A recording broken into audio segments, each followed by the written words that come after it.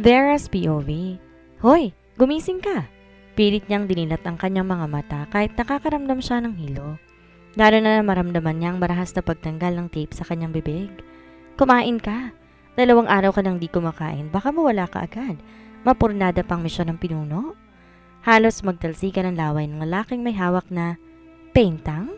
Halos pabulong na lang na usal niya. Pang Chinese ang pagkain niyan, di ba? Lumingon sa kanyang lalaki at saka siyang alisihan. Chinese ka ba? Sira.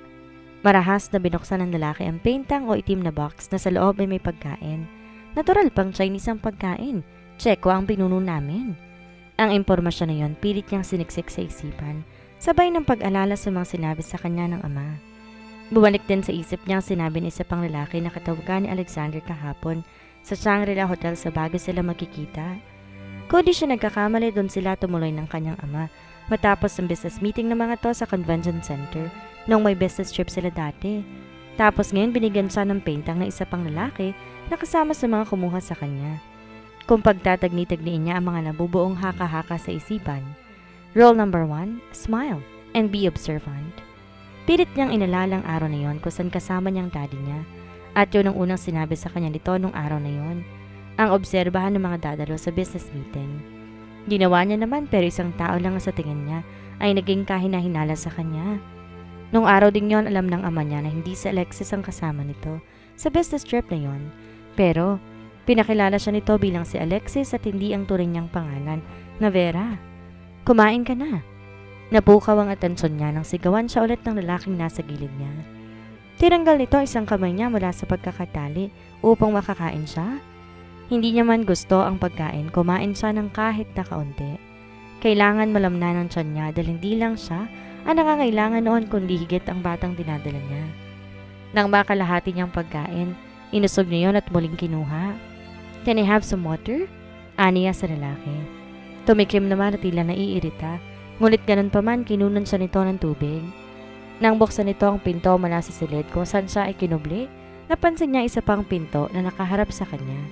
Yun lang ang nakita niya, pero sapat na yun sa ngayon. Ang kailangan niyang isipin kung paano siya makakatakas sa silid na kinululugaran niya. Pilit niyang tinatanggal ang pagkakatali sa isa niyang kamay. Wag lang sanang bumalik kaagad ang lalaking kanina ay nagbabantay sa kanya upang magkaroon pa siya ng sapat na oras para makawala. Nang maramdaman niyang lumuwang ng tali sa kanyang kamay, halos mapakagat siya sa labi sa kaba. Kinakabahan siya. Mabilis ang tibok ng puso niya hindi dahil sa lumuwang na ang tali, kundi dahil baka maabutan siya. Oh God, help me! Usal niya habang nagmamadaling tinatanggal ang pagkakatali niya sa kamay. Nang tuluyan niyang matanggal, dali-dali niyang silinod ang pagkakatali niya sa paa. Kagad niya rin yung tinanggal hanggat maya-maya, tumitingin sa upuan. Faster, Vera! Faster! At nang tuluyan niya natanggal, kagad niyang nakuha ang tinidor na ginamit niya kanina. Pumeso siya sa likod ng pinto at pinakiramdaman kung may naglalakad ba sa labas o wala. Nang wala siyang narinig na nanginginig ang kamay, dahan-dahan niyang pinihit ang seradura. Abot-abot ang kaba na dahan-dahan siyang sumilip doon kung meron bang tao o wala. At sa awa ng Diyos walang tao. Dala ang tinidor, mabilis siyang tumakbo palabas ng silid kung saan siya ay ginapos. Hindi rin siya magkanda o gaga katitingin sa likuran kung saan siya galing. Nang may marinig siyang nag-uusap, kagad siyang huminto at nagtago. Tek, idispatcha niyo kaagad. Nang ilabot ako sa kanyang narinig, kaya naman, napahigpit niyang tinakpan ang kanyang bibig upang di makalika ng ingay. Paano si Mrs. Gafford, sir? Tanong naman ng isa at pang lalaki. Ang ganda pa naman ng babaeng yun at mukhang magaling. Pwede bang ibalato mo na yun sa amin, sir? Nakarinig siya ng halakakan at mas lalo pang nagpataas ng kabang nadarama niya. Pagsasawaan ko muna yon, tsaka ko ipapasa sa inyo. Pagkatapos kayo naman, idispatcha nyo rin at itapon ninyo sa ilog Pasig. Pigil ang hingang siniksik ang sarili sa gilid ng maliit na lababo upang hindi siya makita. Siya na sa aalis na doon kapag wala ng tao sa lalaking kausap niya. Sana lang makaalis pa siya ng bahay kung saan man siya naroon. Pero isa lang ang alam niya, nasa Baguio na siya. Alexander's POV. Francis, be careful bro. Maging siya'y kinakabahan dahil sa nangyayari ngayon. Nakapwesto na si Francis sa kabilang hotel kung saan nakatapat sa Shangri-La, habang kapatid niya si Adam nakikipagnegosasyon naman kay Mr. Lee. Na muli kasing tumawag ang lalaking sinasabi ni Francis na si Kervin Pineda. Ginamit nilang teknolohiya para matrace ang cellphone na ginamit ni Kervin. Nagkaroon sila ng pagkakataon na mahanap ang mga kumuha kay Vera at malaman kung sinong mastermind. Doon nga'y nalaman nilang si Mr. Lee ang mastermind. Si Mr. Lee din ang nagdanais na makuha ang Santiago Tech sa gagawing subastahan sa Baguio. Ngunit dahil muling nakuha ni Alexis ang Santiago Tech, kinuha na lang ng mga to si Vera na ang akala nila ay si Alexis. Do not mind me. Sanay na ako sa gantong gawain, my man. Ikaw ang umayos dyan. Baka makutusan kita sa ngalangala kapag papanis-panis ka. Kung nasa harap niya lamang, si Francis ngayon, baka nabigyan niya na to ng flying cake. Fine. Singhal niya rito. Nawala tuloy ang kabang na darama niya at napalitan ng pagkapikon. Anyway, where is Vera? Kasama ba nila si Vera sa hotel? Nakikita mo ba? Sunod-sunod pa niyang tanong. Nasa isang hotel din kasi siya katabi ng Shangri-La kung nasaan si Adam ngayon. Siya ang matyagang nag-aabang kasama ng 3 armadong lalaki na alagad ng kapatid niyang si Adam. Sakali mang tumakas si Mr. Lee, wala itong mapupuntahan. May mga nakaposisyon pang armado na naghihintay sa kanya sa baba ng Shangri-La Hotel at ganun din sa mga katapat nitong hotel. Wala. Bagsang kumalikat na natahimik siya. Di nila kasamang irog mo.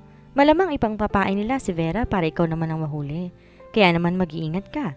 Hindi rin natin po pwedeng maliitin ng mga tauhan ni Mr. Lee. Kung pwede lang na magsarili na lang siya ng desisyon, baka sinugod niya na si Mr. Lee sa Shangri-La Hotel. Doon pa lang baka nabugbog niya na ito eh. Ngunit hindi niya rin maaatim na gawin yon, lalo na't buhay ni Vera ang nakataya.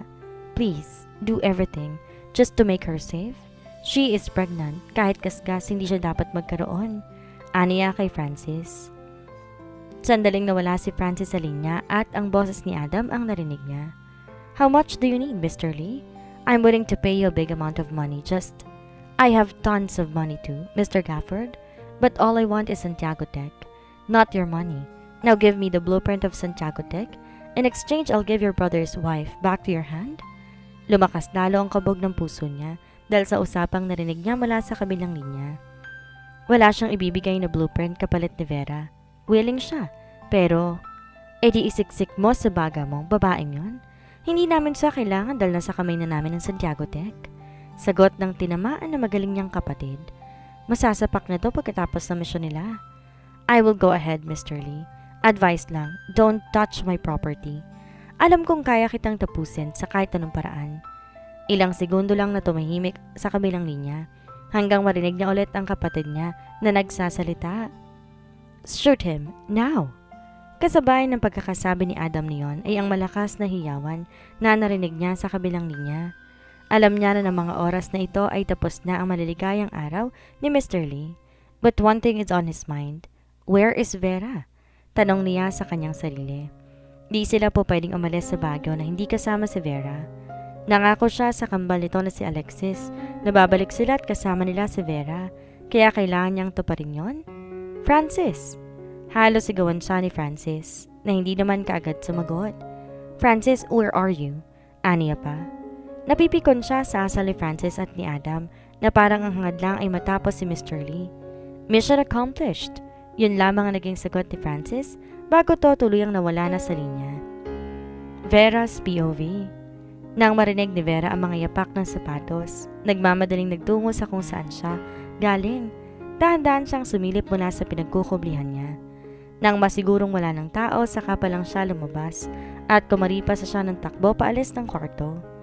Tahimik ang hallway ng flat na yon, kaya naman abot-abot pa rin ang kaba niya. Pinindot niya ang elevator ngunit matatagalan pa bago iyon makarating sa 15th floor kung nasaan siya. Hindi na siya nagtangkapang kumatok sa bawat pintong na daraanan niya dahil baka may mga taong naroon na kasabot din na mga kumuha sa kanya. Nanginginig ang mga kamay niyang nagmamadali na bumaba ng hagdan upang makatakas.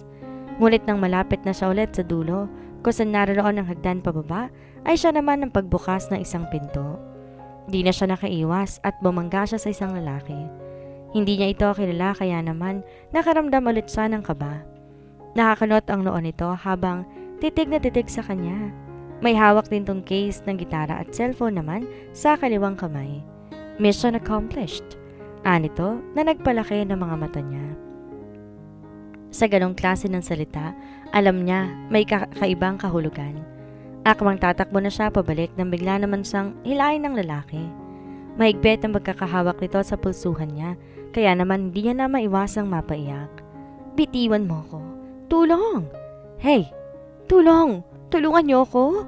Sige pa rin siya sa pagsigaw hanggang makaramdam siya ng sakit sa kanyang tagiliran. Parang awa mo na, pakawalan mo ako. Hindi. Vera?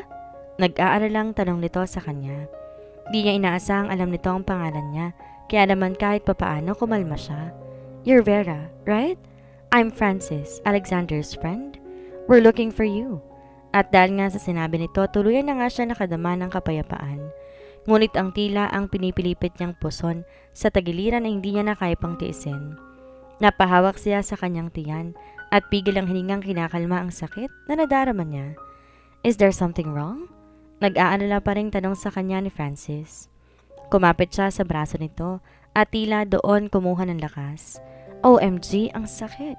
Ang sakit-sakit! Nanlalabo pa rin ang paningin niya dahil hindi may paliwanag na sakit, pero hindi siya pwedeng panghinaan ng loob. Ngayon, you're bleeding. Gulat na sambit ni Francis, kaya naman napatingin din siya sa ibaba kung saan ito nakatingin. Na makita niya ang dugo sa hita niya na dahan-dahang umaagos pababa sa kanyang binti, doon na siya kinabahan. Tila tumahimik ang kanyang paligid. Habang pinandalamigan ng katawan. Oh my! Halika! Yun na ang huli niyang narinig, sabay ng pagangat niya mula sa kanyang kinatatayuan, bago siya tuluyang mawala ng malay. Alexander's POV. Kumusta ng dagay niya, Doc? Nag-aalalang tanong niya sa doktor na sumusuri kay Vera. 2 araw na to sa ospital at hanggang ngayon, naka-confine pa rin. Matapos kasi nangyari sa Shangri-La Hotel sa Baguio, dumating si Francis kasama si Vera. Walang malay at may dugo sa hita. Maayos ng kalagayan niya ngayon, nagpapahinga na lamang siya. And how about my baby? Muli niyang tanong. Ligtas na rin ang baby ninyo pero sa ngayon, kailangan na muna magpahinga ng asawa mo. Mahina ang kapit ng bata kaya naman kailangan mag-bedrest ng iyong asawa. Bawal din siyang mapagod at ma-stress. Natutulog lang siya ngayon dahil sa gamot na pininom sa kanya pero pagising niya, maaari mo na siyang iuwi. Mahabang paliwanag sa kanya ng doktor. Matapos iyon, umalis na rin ito at naiwan na lang sila ni Alexis na siyang nagbabantay kay Vera. Hindi ko inaasang aabot sa ganito. Mababang sambit ni Alexis. Nakaupo ito sa gilid habang hawak-hawak ang kamay ni Vera. Matapos ang insidente, hindi na rin to halos umuwi sa mansyon ng mga Santiago at nakabantay na lang sa kambal nila dito sa ospital. Kasalanan kong lahat ng to. Walang may gusto na nangyari. Hindi mo naman kailangan sisihin ang sarili mo dahil malamang na hindi yun magugustuhan ng kambal mo. Putol niya kay Alexis na ngayon ay umiiyak na habang marang hinahaplos ang buhok ng kapatid nito. You know what? Lumingon to sa kanya tsaka pagak ng ngumiti. Na nagpapanggap siyang ako. Ilang beses siyang tumawag sa akin para tapusin ang pagpapanggap namin. Gusto niya nang bumalik sa normal niyang buhay at kalimutan na lamang kung ano man ang meron sa pagitan ninyo. I asked her why. Ang sabi niya lang hindi niya na kayang magpanggap pa. Hindi kanya kayang lokohin. That day she knew that she already is falling for you. Paglalahad nito. Ngayon lang nagkwento sa kanya si Alexis tungkol sa ginawa ng mga to sa kanya. Pero bali wala na yun sa kanya. Hindi naman siya nagtanim ng sama ng loob sa dalawa dahil naintindihan niya ako nung pinagdadaanan ng mga ito. Pero ayaw kong pumayag. Dugtong pa nito. Habang siya naman tahimik na nakikinig lamang. Ayaw kong pumayag kasi hindi pa ako tapos sa ginagawa ko. Kailangan kong pumunta sa Italy at ibenta ang malit na negosyo doon ni Daddy para makasali ako sa gaganaping auction sa Florida. And I did. Nakasali ako. Humingi ako ng malaking halaga kay Vera at muli kong binili ang Santiago Tech na isinusubasta sa black market.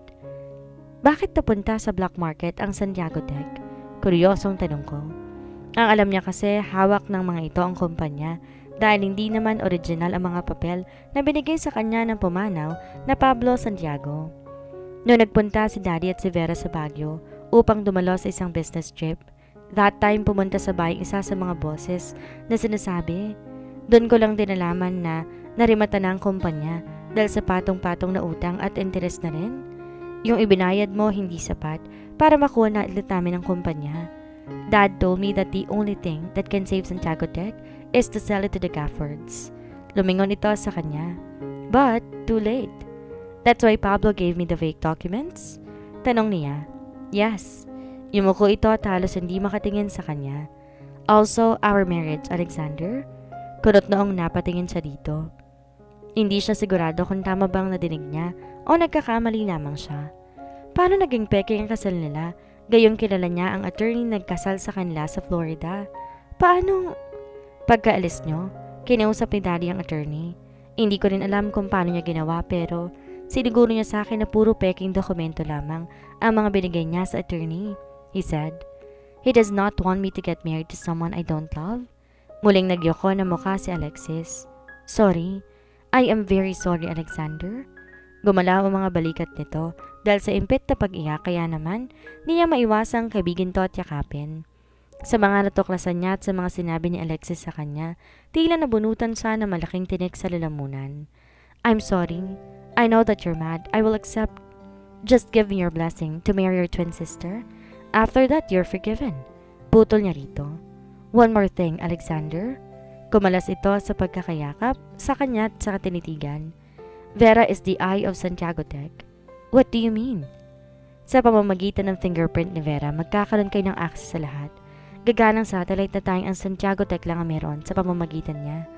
Kaya rin buradong lahat ng impormasyon patungkol sa kanya dahil sinadyahin ng mga magulang namin.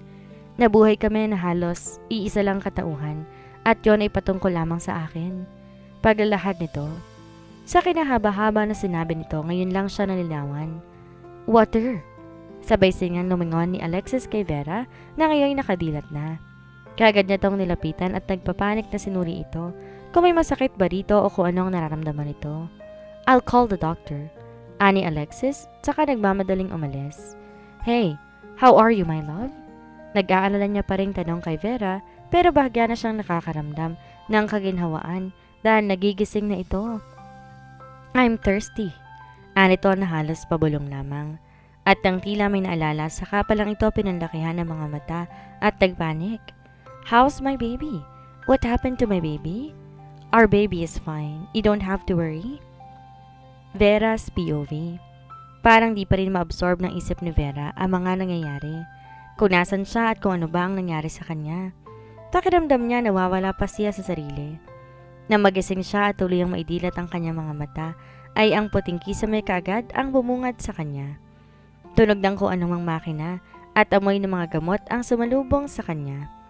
Saka siya palang naalala ang lahat nang mahimasmasan siya at mapagtanto na nasa ospital siya. Ano nangyari sa akin? Paglalahad nito sa kanya. Ano mararamdaman mo? Tell me, may masakit pa sa'yo? Sunod-sunod pa nitong tanong. Umiling na lang siya bilang sagot saka pinikit ulit ang kanyang mga mata. Nakaramdam siya ng konting hilo pero ayos na siya. Naging panatag din ang loob niya lalo pat ligtas na siya at ang pinagbubuntis niya. Nang marinig niyang bumukas ang pinto, saka lang siya ulit nagmulat ng mga mata. Tumuloy naman ang kambal niyang si Alexis, kasamang doktora at ng isang nurse. Kapag naubos ang dextrose na to, maaari niyo na siyang ilabas at sa bahay niyo na siya magpapahinga. Anang doktora habang sinusuri siya. Once again, less work and bed rest. Bawal ang mapagod, magalit ng sobra. Siyempre, sumama ang loob. Mahinang kapit ng bata pero makakatulong ang mga gamot na nireseta ko at ang pahinga. Pagkasabi nun ng doktora, lumabas na rin to kaagad. Sumunod naman si Alexander na ginawaran na muna siya na mag-anghagkan sa noo, tsaka umalis na rin upang ayusin ang papel sa paglabas niya. How are you? Halos babulong na tanong sa kanya ni Alexis. Silang dalawa na lang naiwan sa silid kaya naman hindi niya maiwasang maluha. Lalo pa na makita niyang may luha rin sa mga mata si Alexis. I'm scared, Alexis. Hush, ligtas ka na. Putol nito sa kanya bago marang pinunasan ang luha niya sa pisngi. Kakasabi lang na bawal kang ma-stress. Makakasama kay baby. Nang banggitin nito ang tungkol sa pinagbubuntis niya, lalo pa siyang naiyak. Di niya naman kasi inaasahan na mabubuntis siya at sa asawa pa nito ang ama. Nahihiya siya sa kakambal niya. Kung tutuusin, wala siyang mukhang maiharap dito ngayon. Plus, eto siya, binabantayan siya. I am so sorry, Alexis. Muli siyang napahigpit sa hinawakan ang kamay ng kanyang kambal. Hindi ko sinasadya. Hindi ko alam na magbubungang kahurutan ko. Hindi ko alam na magkakaganito na mangyayari sa akin. No, sambit nito. Ako dapat tumingi sa ng pasensya. Kung di dahil sa akin, hindi ka mapapahamak. Ako dapat yun. Ako dapat ang nakidnap, pero napagkamala na lang ako ikaw dahil nagkataong magkasama kayo ni Alexander. I'm sorry. Muntik ka pang madamay. At mapahamak pati na magiging pamangkin ko. Niyakap siya nito na mahigpit dahilan upang lalo siyang maiyak. Tunay na maunawain ang kambal niya. Natama ang daddy nila na si Alexis ang puso ng Santiago dahil may bubutitong puso. Madali para ditong magpatawad at humingi ng tawad. Alam naman niyang pareho sila nagkamali ni Lex, pero higit na mas malaki at mabigat ang pagkakamaling nagawa niya, lalo na sa parting na buntis siya. Hindi naman pagkakamaling magkaroon ng baby dahil blessing ang bata, pero nagkataong ang ama ng dinadala niya ay ang asawa nito, at yon ang mali. Babalik na ako sa Florida, aayusin ko lang ang mga papeles ko. Aniya na muling maupo si Lex sa katapat niya. Kaya ko namang buhayin ng baby ko. Hindi ko dapat malaman ng ibang tao. Ayaw ko mapahiya ka, pati na rin si Alexander. Babatikusin lang kayo ng lahat tulad ng dati. Namumuhay ako ng simple at normal na para bang hindi nag-i-exist sa mundo. Mahabang lahat niya rito. Inawakan naman ni Lex ang kamay niya, saka yun ginawa rin ng hagdan. Hindi ka aalis. Hindi mo ilalayo ang sarili mo. Hindi ka lalayo sa akin, sa amin. At lalong di mo dapat itagong magiging anak ninyo ni Alexander. Pinunasan nito ang luha na muling dumalay sa pisngi niya bago nagpatuloy. Alexander is willing to marry you, Vera. He is in love with you. Anong sinasabi mo? Nagtatakang tanong niya rito. Lex, asawa mo si Alexander. Kasal tayo. Hindi kami pwedeng magpakasal dahil lang peke ang kasal namin. Puto nito sa kanya. Napaawang ang labi niya at di makapaniwala sa kanyang nalaman. Simula pa lang alam ko ng peke ang kasal namin dahil sinabi sa akin yun ni Dad. Aaminin ko nung una natakot ako at nag-aalangan. Gusto ko mang ayusin ang lahat pero hindi ko kaya at huli na rin until our parents died in a plane crash. Lalo ko nawalan ng pagkakataon na itama lahat ng nagkakamali ni Dad. Kung peke naman pala ang kasal niyo ni Alexander, then why are you staying in this house? Bakit pinagpatuloy mo pa rin? Tell me, may nangyari na ba sa inyo? Umiling si Lex bilang sagot sa katanungan niya. Then why? Tell me. Bakit nananatili ka sa poder niya kahit alam mo naman palang peke ang kasal ninyo? Lex, niloloko mo si Alexander? Please, let me explain. Then explain. Galit ng putol niya rito. All this time pinagtatanggol niya ito sa mga pinaparatang na Alexander sa kanyang kambal. Nagagalit siya tuwing nagsasalita sa Alexander ng hindi maganda para sa kambal niya. Nasasaktan siya para dito tuwing malalaman at maaalala niya ang kalokong ginawa ni Alexander na di maganda para sa kambal niya.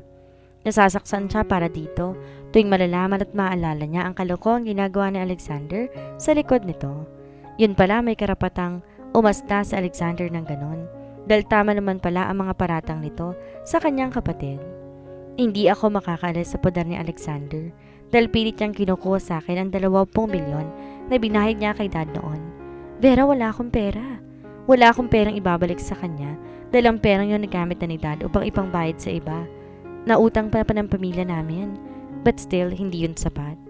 Bago pa mabili ng Gafford ang Santiago Tech, narimata na yun at isa sa mga sinubasa ng black market sa Florida. Mahabang paliwanag nito. Di siya makapaniwala na walang pera si Lex dahil sa kanilang dalawa ito ang higit na tuso pagdating sa salapi. Do you still remember when I borrowed money from you? Tanong nito na tinanguan niya na lamang.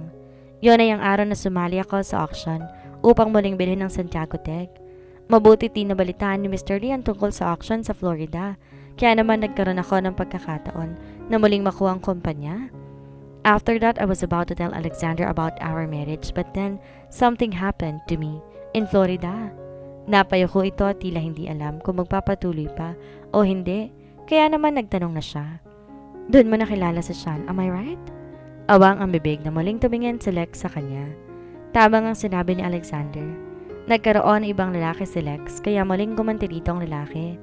I got drunk. Muling umilap ang mga mata nito. After that, May nangyari sa inyo at nalaman ni Alexander? Pagtatapos niya sa hindi niya may tuloy-tuloy na kwento. Kaya ba gusto mo ring magpanggap akong ikaw at maging asawa ni Alexander hanggang makabalik ka para mabaling ang atensyon niya sa akin? O para akong sumalo sa lahat ng galit niya para sa'yo? Tanong niya rito. Hindi yun ang intensyon ko kaya humingi ako ng pabor sa'yo. Gusto ko lang magkaroon ng konti pang panahon para ipaliwanag sa kanyang totoo at para maibigay ko sa kanyang Santiago Tech na dapat naman talaga'y nasa kamay nila. Muli itong nagyoko ng mukha. I'm sorry. Alam ko nagkamali ako. Kung di mo ako mapapatawad, okay. Tigilan mo ako sa kadramahan mo, Lex. Singhal niya rito pero di naman siya galit. Nainis lang siya ng konti sa kanyang kapatid dahil sa pagiging makasarili nito. Kung sinabi sana nito sa kanya noon pa, kung anong problema ang kinakaharap nito at ng kumpanya nila, baka nakatulong pa siya. Ganon pa man nangyari na at tapos na. Ano pa ang silbi kung magagalit siya? Isa pa bawal siyang ma-stress. Galit ka? Nag-aaral tanong pa nito. Umirap naman siya sa hangin saka nagpakawala ng malalim na buntong hininga. Hindi ako galit. Kailan ba ako nagalit sa'yo? Isa pa ano pang silbi kung magagalit ako? Anyway, I'm hungry.